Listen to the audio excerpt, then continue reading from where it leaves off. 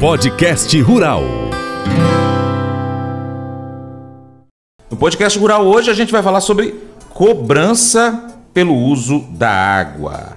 E quem vai prosear comigo é o Tobias Vieira, presidente do CBH Paracatu e Urucuia. Bom dia mais uma vez, bem-vindo aqui ao Paracatu Rural, Tobias. Muito bom dia, Francis, bom dia, ouvintes.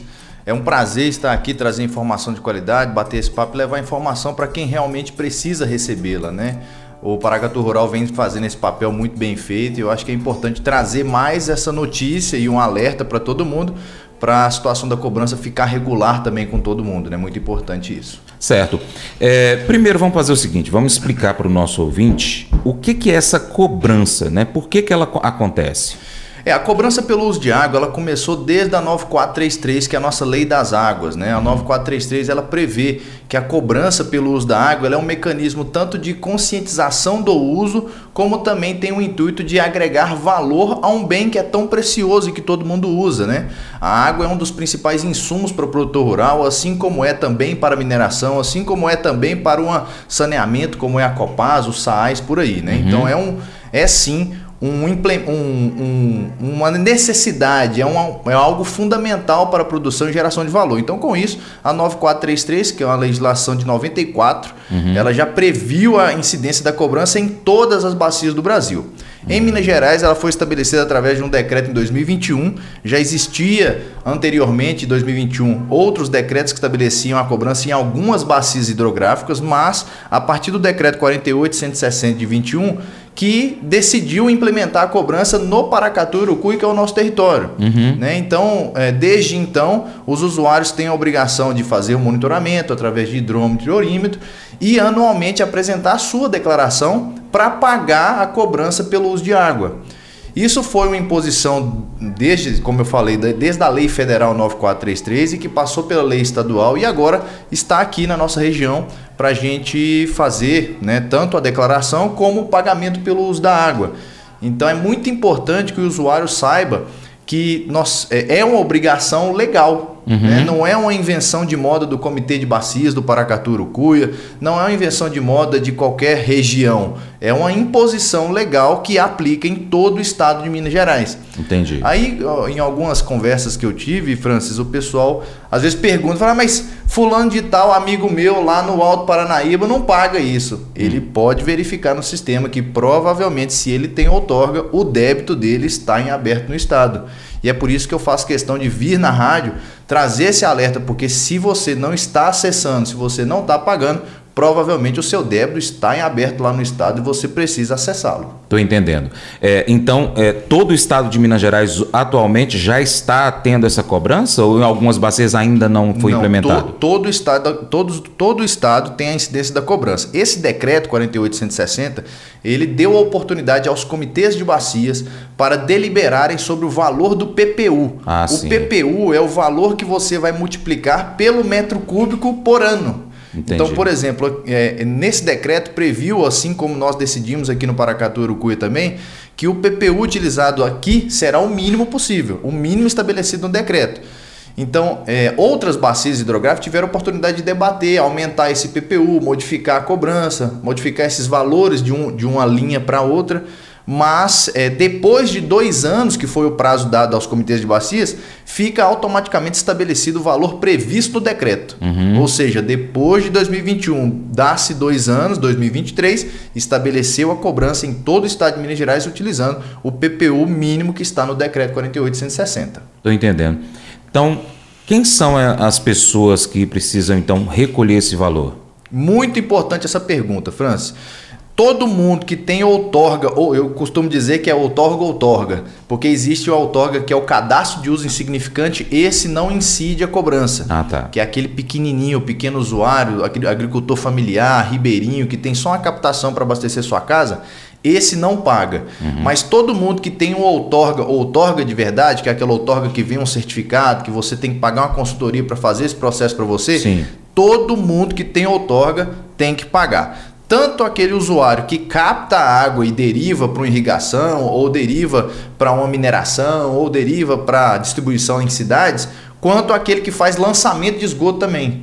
Lançamento de efluente qualquer, né? Então todo mundo que faz isso. Dragagem tem incidência também. E todos os SAAs, como eu falei aí, que captam e distribuem para cidades, também tem essa incidência. Então todo mundo que tem outorga de verdade, que é o mecanismo de outorga, tem que pagar pelo uso da água. Obviamente que cada usuário tem também a oportunidade de fazer a sua declaração. Sim. Que a declaração, ela possibilita você informar se você usou o máximo que está na portaria, se você usou menos, se você devolveu um pouco dessa água para a natureza, como que você fez o uso ao longo do ano. Por exemplo, nós estamos no período agora até o último dia útil de março, você pode entregar a sua declaração informando o seu uso. Referente ao ano passado. Exatamente, referente a 2024. E no ano que vem, consequentemente, vai ter o mesmo período. E aí os boletos vão chegando na sequência. Quando você faz isso, você se dá a oportunidade de explicar como que você usou a água e pagar realmente sobre o que você usou. Né? Porque a fórmula de cobrança, ela avalia como que você usou a água. Mas se o usuário não entregar essa declaração, você vai ser cobrado no máximo previsto no decreto. Então é muito importante o pessoal saber também disso. Entendi. O pagamento, ele então... ele é feito para o órgão estadual? Exatamente. É muito importante a gente colocar, Francis, que a cobrança pelo uso da água, ela é um documento de arrecadação estadual. Vai chegar uma DAI. Você não vai chegar para você. Você vai entrar no site do IGAM e vai emitir a sua DAI. Não é faz a declaração e terminou a declaração, você já emite? Como que é? Não. O órgão ambiental ele precisa de um tempo para analisar. Então você faz a declaração até o final de março e no começo de junho, até o dia 15 de junho, você já fica sabendo do seu valor e os primeiros boletos vencem em julho, agosto, setembro e outubro, talvez. Tá, então, valor, né? Então quem fez a declaração em 24 referente a 23, se não pagou uma dessas parcelas, está em débito. Exato. Se você deixou de pagar esse débito seu, existe já uma regra no Estado, previsto no decreto, que se você não pagou, passado um período, você já fica inadimplente. E aí essa inadimplência, ela, mais uma vez, não é uma invenção de moda do Comitê de Bacias. É muito importante dizer isso. Porque é uma legislação estadual que se aplica a todo mundo. Sim. Então, se o usuário não pagou, ele vai ficar inadimplente, sendo passível de aplicar as penalidades previstas no decreto, como cadastro de inadimplência, todas essas linhas de cadastro do usuário quando não paga, vai sair na linha de crédito dele o resultado. Então, isso traz um outro problema e é por isso que a gente tem que informar todo mundo de uma forma muito clara. Busque junto ao Estado, junto ao site do IGAM, a sua cobrança, o seu boleto, para você não ficar inadimplente, porque se você ficar inadimplente, não é culpa do Comitê de Bacias, é uma regra prevista no decreto. E aí vai para o CADIM, vai para essas outras instâncias de cadastro do inadimplente. Tá, o produtor rural, então, ele com certeza ele já tem o próprio acesso, deve ser pelo CPF ou CNPJ. Exatamente. Para você acessar o seu boleto, primeiro vamos falar da declaração, né? Para você fazer a declaração, você precisa acessar ao sistema de declaração. Aí você usa o seu CPF e o seu login pelo Ecosistemas. Muitos usuários não vão saber disso, não vão saber o seu CPF, sua senha do Ecosistemas. Você precisa de uma consultoria. Use a consultoria para apresentar a sua declaração. Feita a declaração, o órgão ambiental, como eu comentei, vai analisar e a partir de junho, julho, o seu boleto vai estar disponível no site do IGAM. Para você acessar o seu boleto, você entra no site do IGAM. É muito importante, IGAM, IGAM, procura aí no Google, você vai achar o IGAM. O site oficial é o igam.mg.gov.br. Rolou a tela para baixo, vai ter um ícone lá, cobrança. Puf! Você clica na cobrança, vai abrir uma outra tela. Nessa outra tela vai ter lá, emissão de DAI. Aí você vai por esse caminho. Se você for outros caminhos, você pode até cair em golpes. Entendi. Que já estão acontecendo por aí. Então vai pelo site do IGAM, vai lá em cobrança, depois vai em DAI, aí você vai emitir DAI. Na hora que você clicar em emitir DAI, vai abrir um campo para você colocar o seu CPF. Colocou seu CPF, vai relacionar todas as portarias que você tem e todos os débitos que você tem que pagar. Entendi. E aí, Francis, eu quero trazer ainda só uma notícia que as pessoas às vezes acham que essa cobrança é um valor absurdo, né? Falam, não, mais uma coisa, mais um imposto. Mas é importante colocar que nós fizemos uma simulação de qual que é a proporção de reais por hectare irrigado. Sim. Esse valor, ele oscila, obviamente, Ele oscila diretamente proporcional ao volume outorgado, ao volume de água que você tem autorizado para usar naquela área. Se você tem autorizado para fazer uma safra, obviamente que o seu valor vai ser menor do que aquele que faz 3 safras, né? Então, quando a gente faz essa proporção, se você tem previsto para 2 safras, o seu custo da cobrança vai ser em média R$ 45,00 por hectare irrigado para 2 safras. Entendi. Para 3 safras, esse valor ele vai ficar também entre R$ 45 e R$ 35,00 por hectare irrigado. Então, ou seja, não é um valor absurdo, né? Se a gente for olhar o custo de produção, que já está muito elevado, a gente sabe disso, mas proporcionalmente essa cobrança ela não traz um impacto como as pessoas têm medo, né? E aí você tem aí áreas muito grandes irrigadas, áreas de 3, 4 mil hectares irrigados, mas que pagam a cobrança de R$ 40.000. Se você diluir isso por toda a área, traz um valor menor, né? Um valor bem pequeno. Então, eu trago isso para dizer que não é um valor absurdo, né? As pessoas às vezes ficam com medo de acessar, não quero olhar porque é mais uma despesa, mas é muito importante que você se mantenha regular, até porque no final do ano passado, a Agência Nacional de Águas, ela publicou uma resolução, a 357, que ela observa a inadimplência como um pré-requisito de renovação de outorga.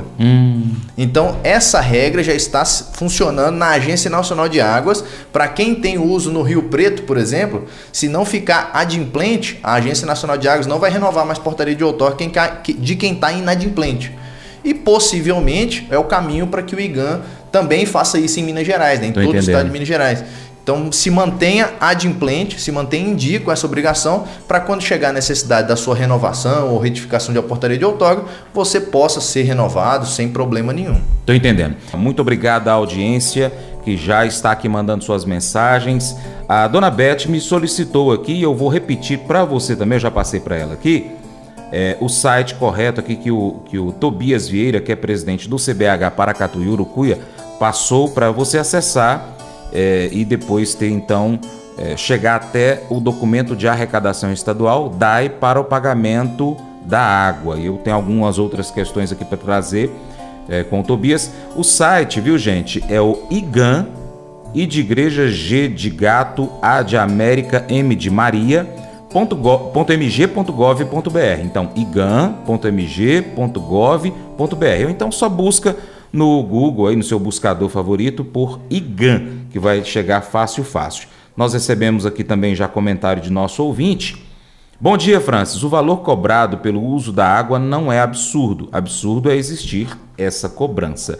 E baseado nesse comentário aqui, tem um outro aqui, ó. Essa cobrança é sempre o governo querendo tirar dinheiro do trabalhador. Bom, e aí eu vou fazer essa pergunta para o Tobias, que o Tobias tem conhecimento e tem a informação a respeito da justificativa por essa cobrança. Por que, Tobias, que existe essa cobrança?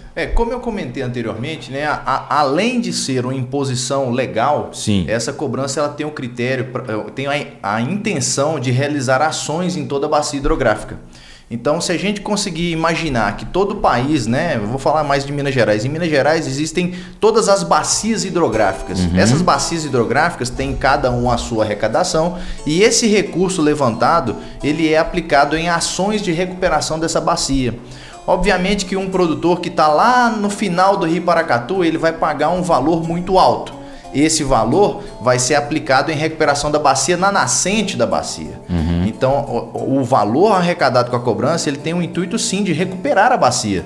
A gente tem visto aí a bacia cada vez com menos água. Nós já viemos aqui no programa várias vezes para fazer alertas de falta d'água, né? Sempre passamos por esse estresse. E esse recurso, ele tem o intuito de melhorar a condição da bacia hidrográfica. Aquele cara que usa, ele não tem a condição, muitas vezes, de fazer a sua recuperação naquele ponto. Entendi. Né? Fazer a intervenção necessária nem na sua propriedade, por uma falta de recursos ou por falta de maquinário.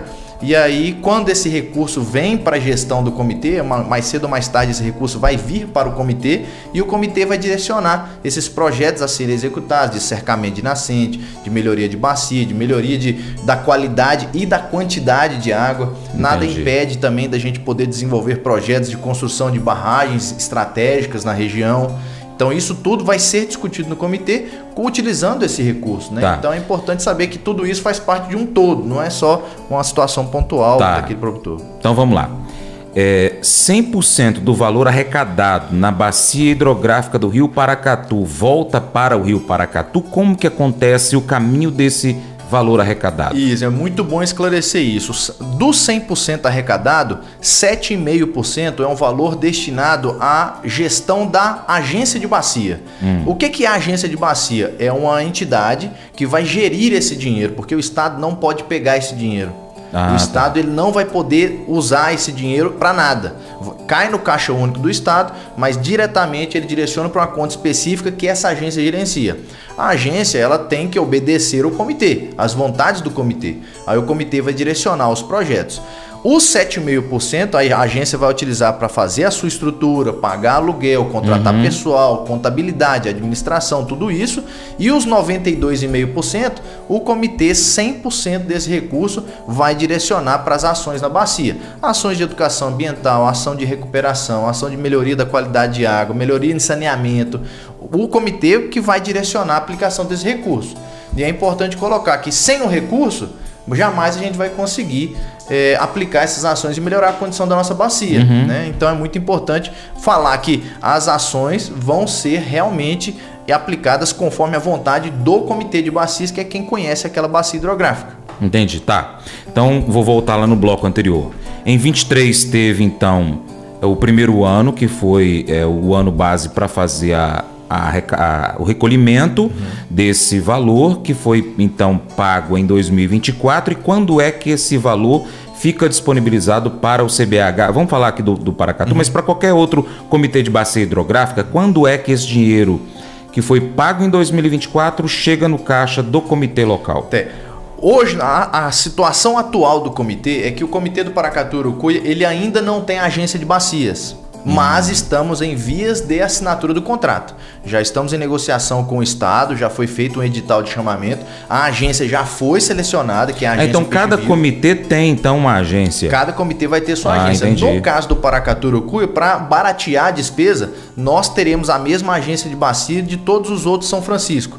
O São Francisco Federal tem a agência Peixe Vivo, o SF 1, 2, 3, 4, 5, 6, 7, 8, 9, 10, todos terão a agência Peixe Vivo como a sua agência gestora. Entendi. Por que fizemos isso? Para baratear custo, né? Gastar menos dinheiro, porque nós só temos os 7,5% para destinar para a agência.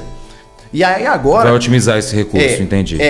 Agora, com a assinatura do contrato de gestão que vai acontecer ainda nesses primeiros meses do ano aí, no primeiro semestre, a gente automaticamente tem a agência, conseguiu organizar, o dinheiro cai na conta da agência. Assinou o contrato de gestão, em alguns meses o dinheiro já vai para a conta da agência. Então é muito tranquilo. O que a gente precisa nesse momento, a gente está terminando de organizar com o órgão ambiental, né, com o IGAM, são detalhes dessa aplicação do recurso. Porque nós não queremos perder nenhum parte desse recurso para outros comitês de outra região e ficar desassistido aqui. Entendi. Então estamos tendo essa discussão dentro do comitê, mas acredito que até junho, julho aí, nós já teremos a assinatura do contrato de gestão e já com dinheiro na conta para começar ações. Ainda o montante de recurso é muito pequeno. Né? Só para o pessoal ter ideia, o Paracatu, que é um dos maiores comitês de Minas Gerais, ele tem, imagina, 19 municípios e a bacia do Paracatu e Urucuia são 25.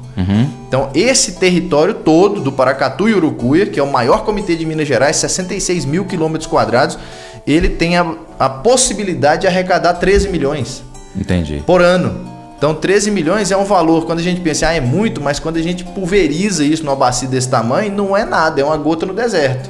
Então a gente tem que saber... Tem muita questão estrutural para se trabalhar, principalmente, coisa, questão de estrada rural, que é algo que o comitê precisa atacar para melhorar, para diminuir o assoreamento. Nós temos experiência aqui em Paracatu de um trabalho feito voltado à questão de estrada e de questão de solo para trabalhar a questão hídrica de uma bacia, que é lá no Santa Isabel. Isso, barraginhas, curva de nível. Aquele projeto financiado e executado ali na bacia do Santa Isabel, ele foi custeado com o dinheiro da cobrança do São Francisco Federal. Entendi. Então é esse mesmo dinheiro, só que o dinheiro arrecadado na calha do São Francisco. Porque lá a cobrança no Rio Federal já tem há mais tempo, assim como tem no Rio Preto já há mais tempo.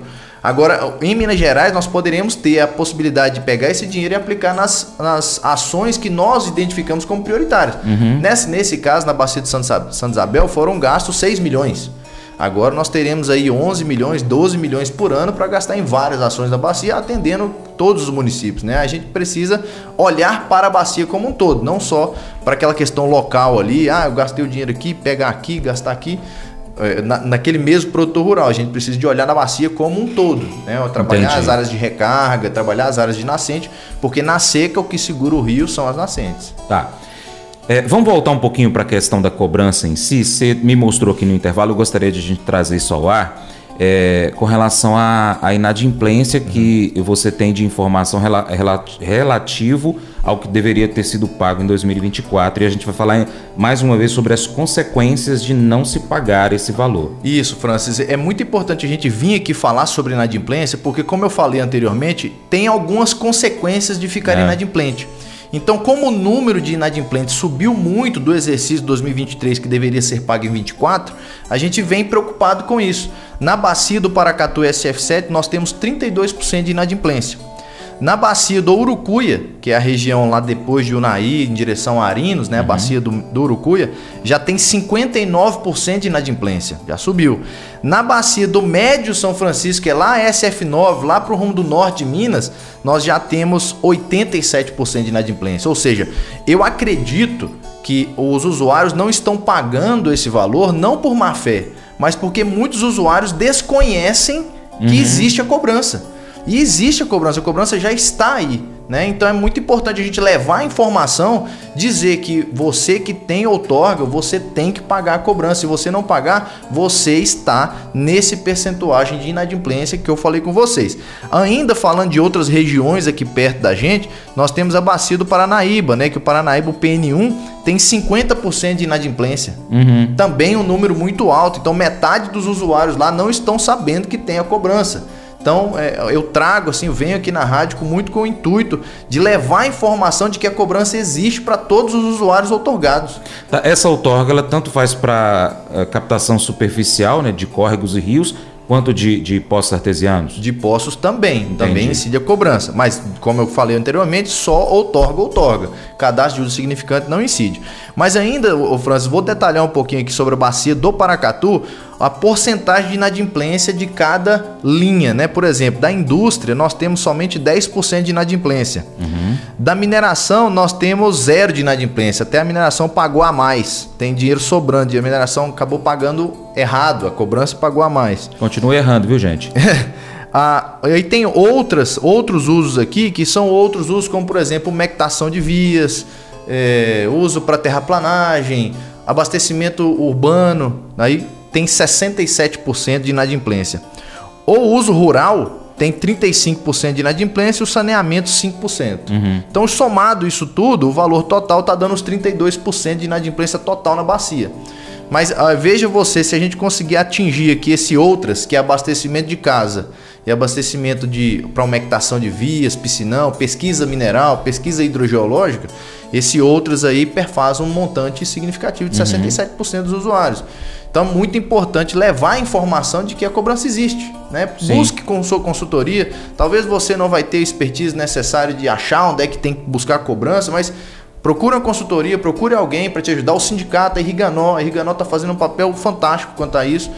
Procure eles lá no sindicato para que eles possam te ajudar a emitir esse boleto, né? Porque infelizmente o sistema do estado não te envia o boleto no WhatsApp. Entendi. Se ele mandasse no WhatsApp, talvez seria muito mais fácil. Teria arrecadado, teria sido recolhido com uma porcentagem maior. Exato. Tobias, e essa questão que a gente está falando aqui, a gente está em Paracatu, mas vale para Minas Gerais inteiro qualquer CBH. Então o usuário procure o seu representante do seu CBH, né? O presidente, algum diretor, enfim, qualquer membro do Comitê de Bacia Hidrográfica da qual você faz parte, procure-o para poder saber a respeito disso.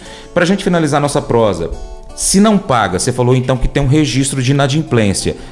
O produtor rural então pode ter um problema na hora dele fazer o empréstimo bancário lá do prédio. Exatamente. Dele. Essa é a nossa preocupação.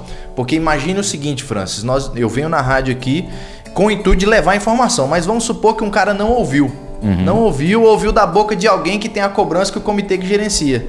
No dia que ele ficar inadimplente, ele vai ficar bravo com o comitê. Sendo que não é o comitê que está fazendo essa inadimplência com ele. Quem impôs essa obrigação legal foi o Estado. Então essa obrigação legal, ela tem que ser cumprida olhando para a lei. E se o usuário for eventualmente cadastrado no CADIM, que é o cadastro de inadimplentes, né? Aí é o primeiro passo para a análise de crédito dele no banco ficar bloqueada. Entendi. Então é importante sabermos, né, que existe essa penalidade prevista na lei. Então o usuário busque, sim, estar adimplente, busque entender o porquê da cobrança, busque declarar, fazer a declaração correta para você pagar sobre o que você usou corretamente, para você não chegar lá na frente e ter uma surpresa ou até mesmo perder a sua outorga frente a isso. Vide que, como eu comentei anteriormente, a resolução que a ANA editou no final de dezembro de 24, dia 23 de dezembro, ele prevê que não vai renovar e prevê que em caso de inadimplência persistente, ele pode sim perder aquela outorga. Entendi. Então, imagine você chegar na hora de renovar a sua outorga, eu tenho um débito aqui de 3 milhões. O produtor rural já apertado, as coisas difíceis como tá, né? Acumulou essa despesa por 10 anos, que é a validade de outorga, e na hora que ele chega para renovar, não, você tem que pagar esses 2 milhões aqui antes de você renovar. Enquanto você não pagar, você não renova. Essa é a condição da Agência Nacional de Águas hoje. Quem está no Rio Preto aí, que está nos ouvindo, quem capta no Rio Preto, a sua condição é essa. Se a sua portaria vencer e você estiver inadimplente, você não vai ter sua portaria renovada. Então, em Minas Gerais, isso pode acontecer daqui a uns dias. Hoje ainda não é essa regra em Minas Gerais.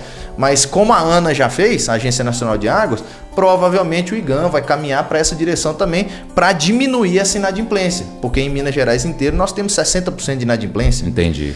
Veja que o maior inadimplente do CBH Velhas é o SAI de Sete Lagoas, que é uma parte do órgão municipal, né? Que ele não paga, simplesmente não quer pagar. E com isso traz um impacto negativo para todos os outros usuários que pagam, que querem ações na bacia, e a gente não consegue desenvolver lá no CBH Velhas. A Poliana é parceira nossa, presidente lá. Ela não consegue desenvolver ações em razão dessa inadimplência, né? Que perfaz um valor gigantesco. Mas são evoluções, a gente está caminhando para isso, mas o que é importante trazer para o usuário é que essa cobrança existe. Busque informação, busque sua consultoria, busque o sindicato para você ficar adimplente com as suas obrigações e obviamente não ter problema com o banco, nenhuma análise de crédito por aí. E eu ainda faço um convite a você, usuário de recursos hídricos, procure saber quando é que acontece a reunião do CBH da sua cidade, da sua região, da sua bacia hidrográfica, né, que é o Comitê de Bacias Hidrográficas. Se ele não estiver funcionando, a gente está falando aqui para todo o estado de Minas Gerais, se ele não estiver funcionando, candidate-se para ser presidente, para mudar essa questão toda aí, tá bom? Tobias, muito obrigado pela sua participação aqui hoje, né? Deixa aí o seu bom dia para todos os nossos ouvintes de Minas Gerais inteiro. Francis, eu que agradeço. O CBH Paracatu e Urucuia está de portas abertas a todos os usuários para a gente conversar, tirar dúvidas, esclarecer tudo que tiver. Esse tema da cobrança e a inadimplência é um tema que nos preocupa muito. Né? Nós não queremos penalizar ninguém, não queremos deixar ninguém desavisado. E é por isso que eu vou deixar o meu contato aqui. Caso tenha qualquer dúvida, podem estar me ligando, podem estar mandando uma mensagem de WhatsApp, que assim que tiver tempo eu respondo a todos. Eu sempre busco atender meu telefone muito prontamente. Então, papel e caneta na mão, meu telefone é o 038 999 13 7683. Repete. 999 13 7683, DDD 038. Busquem se informar, pode mandar mensagem, eu estou à disposição de vocês, presidente do comitê. Tenho um prazer de atender todos vocês para a gente poder esclarecer e tirar a dúvida de todo mundo. Bacana. Depois nós vamos também fazer uma troca de mensagens para fazer uma nova agenda para você voltar aqui para trazer outros assuntos do CBH Paracatu. Inclusive tem até barramento do Santa Isabel aqui que chegou aqui do nosso ouvinte Luiz Henrique, médico veterinário, e outros que você acredita que seja importante também para os ouvintes aqui da região, tá bom? Na hora, Francis, estou à disposição de vocês. Muito obrigado a você, Francis, e parabéns pelo trabalho que tem realizado na região. Tamo junto. O ponto de partida de toda felicidade é tirar o foco de si mesmo.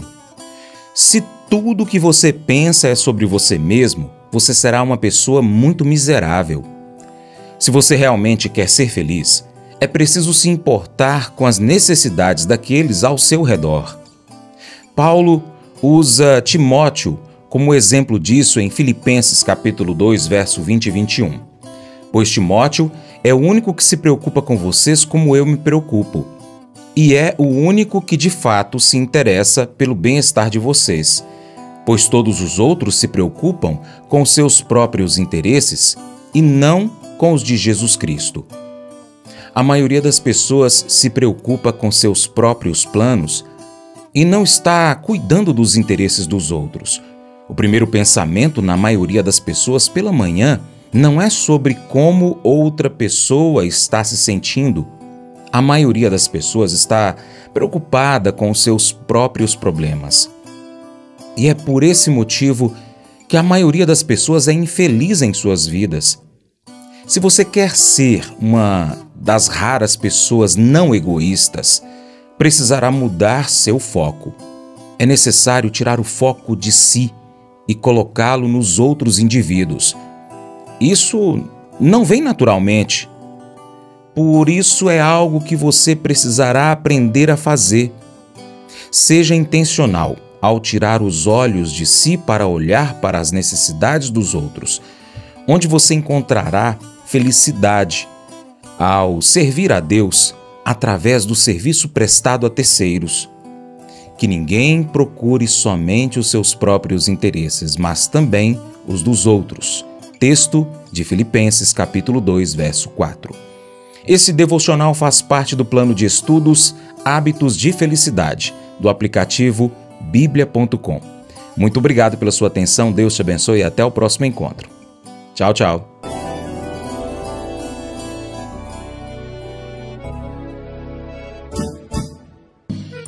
Acordo de manhã para prosear no mundo do campo, as notícias escutar. Vem com a gente em toda a região com o seu programa Paracatu Rural.